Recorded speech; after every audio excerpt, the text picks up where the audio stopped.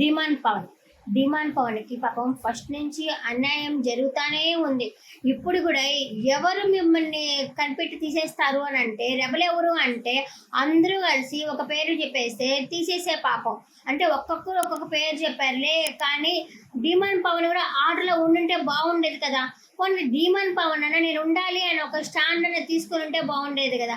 తినుగు ఏమి స్టాండ్ తీసుకోవట్లేదు. ఆ స్టాండ్ తీసుకొని ఏం చేస్తారు? అడిగి గొడవ తప్పితే ఇంకొకటి లేదు. తీసేసి దాన్ని పోయి పాపం అన్నం తింటా కూర్చున్నాడు, ఈతో గొడవ పెట్టుకుంటా కూర్చునింది. బిగ్ బాస్కి డిమాండ్ పవన్ అంటే నచ్చట్లేదు అనుకుంటా. మేబీ అతని టైం బాగాలేదేమో. ఏదైనా చేద్దామంటే వెనక్కి లాగుతా ఉంది. అసలు ఎవరు మెచ్చుకోవట్లేదు. అంతేమో టాస్క్ ఆడితే పోస్ట్ గారు వచ్చి ఊరికే క్లాప్స్ అని చెప్పడమే కానీ తర్వాత తప్పులన్నీ ఎంచుతారు. ఎవ్వరు అసలు బయట కూడా తనకి ఓటింగ్ శాతం కూడా అంతగా లేదు పాపం. అసలు అప్రిషియేట్నే లేదనిపిస్తూ ఉంది నాకు. తొక్కేస్తున్నారు అయ్యా, టాలెంట్ని తొక్కేస్తున్నారు.